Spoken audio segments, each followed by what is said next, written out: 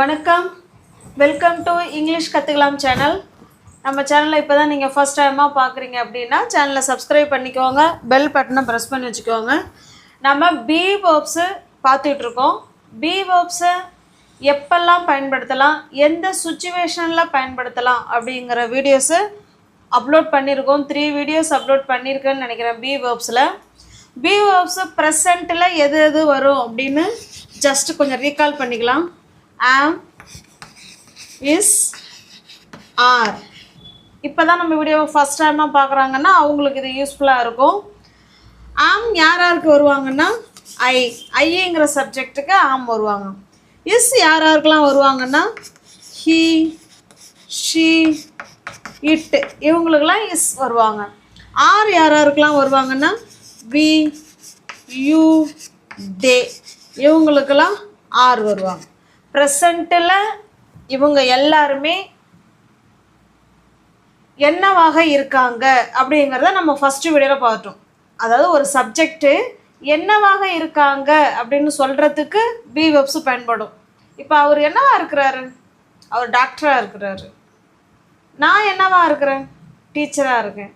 அவங்க என்னவா இருக்காங்க? போலீஸாக இருக்காங்க. இந்த மாதிரி ஒரு சப்ஜெக்டு என்னவாக இருக்காங்க அப்படின்னு சொல்கிறதுக்கு பி வேர்ப்ஸு பயன்படும்.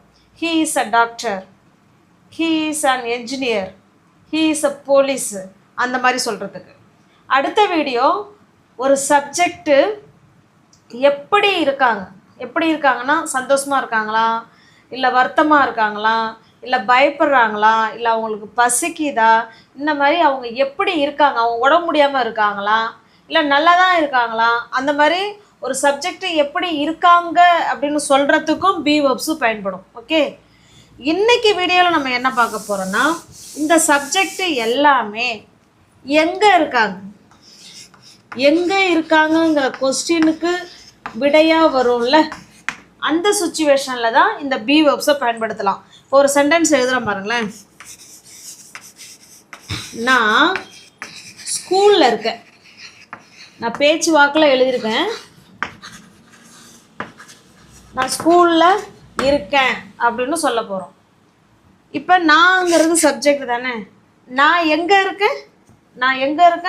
ஸ்கூலில் இருக்கேன். அப்போ அந்த எங்கேங்கிற கொஸ்டினுக்கு பதில் இது தானே. இப்போ எங்கேங்கிற கொஸ்டினுக்கு பதிலாக வர எல்லா சென்டென்ஸுமே பி வேர்ப்ஸை பயன்படுத்தி நம்ம சொல்லலாம். இப்போ பாருங்கள், சப்ஜெக்டு ஐக்கு அடுத்த வேர்ப் யார் வருவா? ஐ ஆம் ஸ்கூல், அட் ஸ்கூல். ஐ ஆம் அட் ஸ்கூல். ஏன் அட்டு சொல்கிறேன்னா ஸ்பெசிஃபிக் பர்டிகுலர் பிளேஸை தான் சொல்கிறோம். அதனால தான் அட்டு சொல்கிறோம். ஓகே, ஐ ஆம் அட் ஸ்கூல், நான் ஸ்கூலில் இருக்கேன் அப்படின்னு சொல்கிறோம். இதையே அவள் ஸ்கூலில் இருக்கா எப்படி சொல்லலாம்? அவள்னா இங்கிலீஷில் ஷீ இஸ் அட் ஸ்கூல். அவள் ஸ்கூலில் இருக்கிறா, she is at school. Okay, இந்த மாதிரி ஒரு சப்ஜெக்டு எங்கே இருக்காங்க அப்படிங்கிறதுக்கு பதிலாக நம்ம சொல்கிறோம் இல்லைங்களா, அதுக்கு தான் பி வேர்ப்ஸு பயன்படும். இப்போ நெக்ஸ்ட் சென்டென்ஸ் பார்க்கலாம்.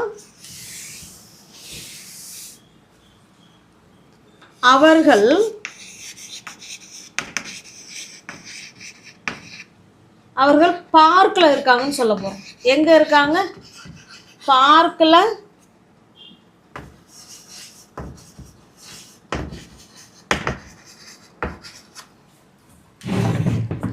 பார்க்கில் இருக்காங்க அப்படின்னு சொல்ல போகிறோம். இப்போ நம்ம வீட்டுக்கு கெஸ்ட் வந்திருக்காங்க, நம்ம பசங்கள்லாம் எங்கன்னு கேட்பாங்க. நம்ம என்ன சொல்லலாம்? அவங்கெல்லாம் பார்க்கில் இருக்காங்க, இல்லைன்னா என் குழந்தைங்க எல்லாமே பார்க்கில் இருக்காங்க. இந்த இடத்துல அவர்கள்ங்கிறதுக்கு பதிலாக மை சில்ட்ரன், இல்லை மை சைல்டு, என்ன வேணாலும் சொல்லிக்கலாம். ஓகேவா? சப்ஜெக்டு எது வேணாலும் இருக்கலாம். இப்போ பாருங்களேன், அவர்களுக்கு என்னங்க இங்கிலீஷில் வரும்? தே வந்தால் என்ன பி வேர்ப்ஸ் வருவாங்க? ஆர். தே ஆர் எங்கே இருக்காங்க? அதுவுமே ஒரு பர்டிகுலர் ஏரியா தான். இப்போ they are at the park, இல்லைன்னா இந்த பார்க்கு கூட சொல்லலாம்.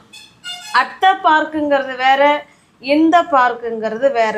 அட் த பார்க் அப்படின்னா அந்த பார்க்கிட்ட நம்ம ஏதோ ஒரு இடத்துல சம்திங் யாருக்காகவோ நம்ம வெயிட் பண்ணிகிட்டு இருக்கிறோம். அதாவது பார்க்குக்கு எதுக்கு போவோம்? என்ஜாய் பண்ண போவோம். அட்டு போட்டிங்கன்னா அங்கே நீங்கள் என்ஜாய் பண்ண போகலை, யாருக்காகவோ அந்த இடத்துல நீங்கள் வெயிட் பண்ணிகிட்டு இருக்கீங்க. இல்லை ஏதோ ஒன்றுக்காக நீங்கள் அந்த இடத்துல நிற்கிறீங்கன்னு வராது, இருக்கீங்க அப்படின்னா they are at the park. ஒருவேளை அவங்க குழந்தைங்க எல்லாம் அங்கே உள்ள தான் அவங்க விளையாண்டுட்டு இருப்பாங்க, உள்ளே தான் இருக்காங்க அப்படின்னா they are in the park அப்படின்னு சொல்லலாம். ஓகே, இப்போ நம்ம சொல்கிற சுச்சுவேஷனை பொறுத்து தான் ஆப்போசிட்டில் உள்ளவங்க புரிஞ்சுப்பாங்க, அவங்க பார்க்குக்கிட்ட நிற்கிறாங்களா இல்லை உள்ள இருக்காங்களா அப்படிங்கிறதான் அவங்க முடிவு பண்ணிப்பாங்க. ஓகே, இப்போ அவர்கள் பார்க்கில் இருக்காங்கங்கிறத they are at the park அல்லது they are in the park. Okay, 2 சென்டென்ஸுமே கரெக்டு தான். நெக்ஸ்ட் அடுத்த சென்டென்ஸ் பாருங்கள். புக்கு மேஜைக்கு அடியில் இருக்குன்னு சொல்ல போகிறோம். என்ன சொல்ல போகிறோம்? புத்தகம்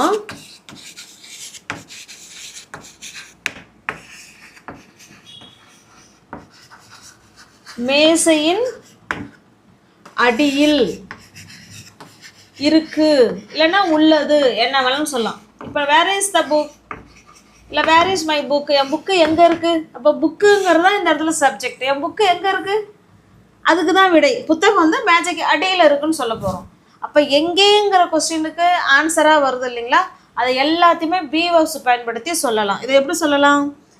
த புக்கு, த புக்கு. அப்போ த புக்குங்கிறது இட்டாக கன்சிடர் பண்ணோன்னா இப்போ இஸ் வரும்.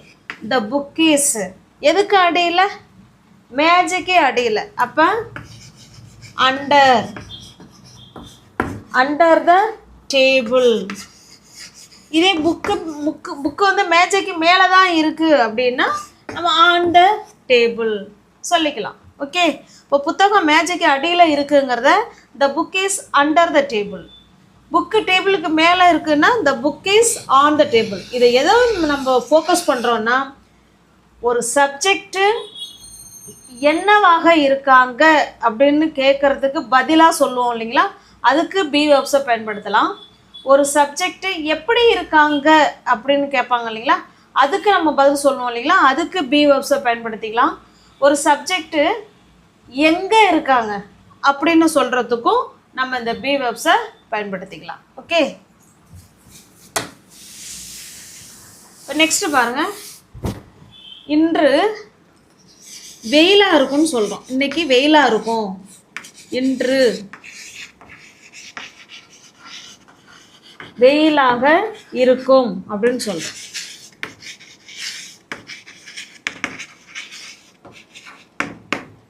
அப்போ இன்றுங்கிறது டுடே இன்னைக்கு எப்படி இருக்குங்கிறதுக்கு இது ஆன்சராக வருது. எங்கே இருக்குங்கிறதுக்கு வரல, நான் எழுதிட்டேன். இது எப்படி இருக்கும், இன்னைக்கு எப்படி இருக்கும்? இன்னைக்கு வெயிலாக இருக்குமா குளிருமா? இப்போ today is cold or hot, என்ன வேணும்னு சொல்லிக்கலாம். ஓகே, இது வந்து எப்படி இருக்கும்ங்கிற கொஸ்டினுக்கு ஆன்சராக வருது. அப்போ பி வேர்ப்ஸை நம்ம பயன்படுத்திக்கலாம். ஓகே,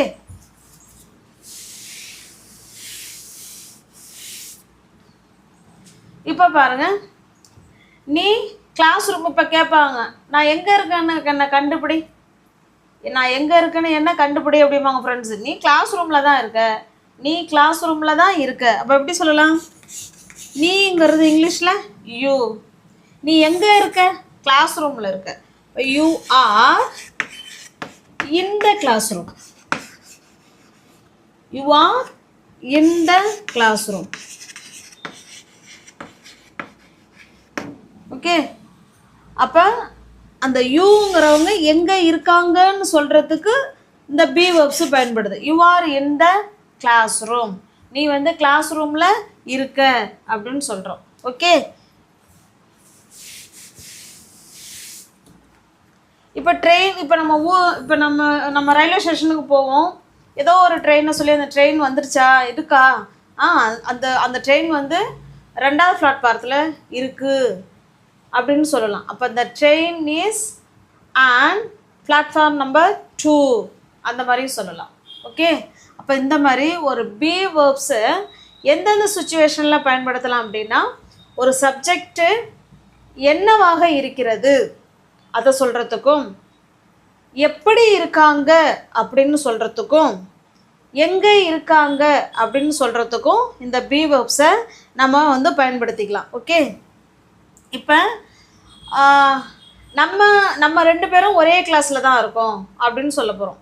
நம்ம 2 பேருமே ஒரே கிளாஸில் தான் இருக்கோம். அப்போ நம்மங்கிறது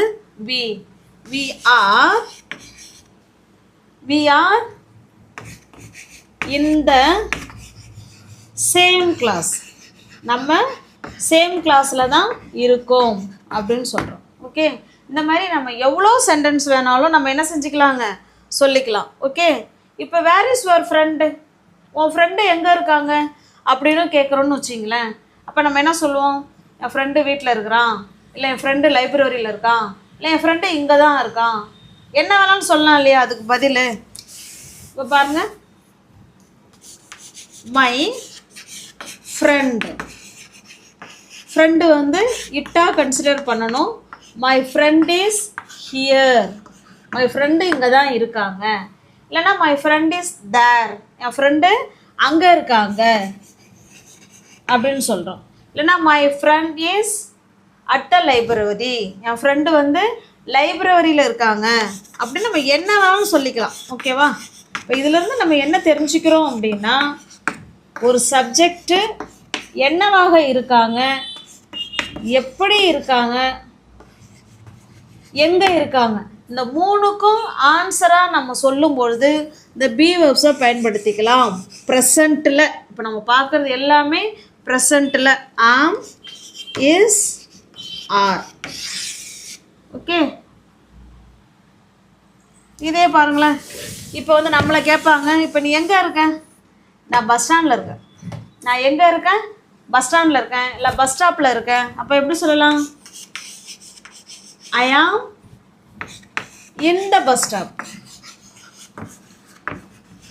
ஐ ஆம் இன் த பஸ் ஸ்டாப், நான் பஸ் ஸ்டாப்பில் இருக்கிறேன் அப்படின்னு சொல்கிறோம். ஓகே, இந்த மாதிரி எவ்வளோ சென்டென்ஸ் வேணாலும் பேசலாம். இப்போ ஒரு பி வெர்ப்ஸு என்னவாக இருக்கிறது, எப்படி இருக்காங்க, எங்கே இருக்காங்க, இந்த 3க்கும் விடையாக வர சென்டென்ஸ் அத்தனையுமே நம்ம பி வெர்ப்ஸை பயன்படுத்தி ப்ரெசன்ட் டென்ஸில் பேசிக்கலாம். ஓகே, நம்ம இங்கிலீஷ் கற்றுக்கலாம் சேனலை சப்ஸ்கிரைப் பண்ணிக்கோங்க. பிடிச்சிருந்ததுன்னா லைக் பண்ணுங்கள், கமெண்ட் பண்ணுங்கள், தெரிஞ்ச உங்களோட ஃப்ரெண்ட்ஸ் அண்ட் ஃபேமிலிக்கு ஷேர் பண்ணுங்கள். நெக்ஸ்ட் வீடியோவில் சந்திக்கலாம். தேங்க்யூ.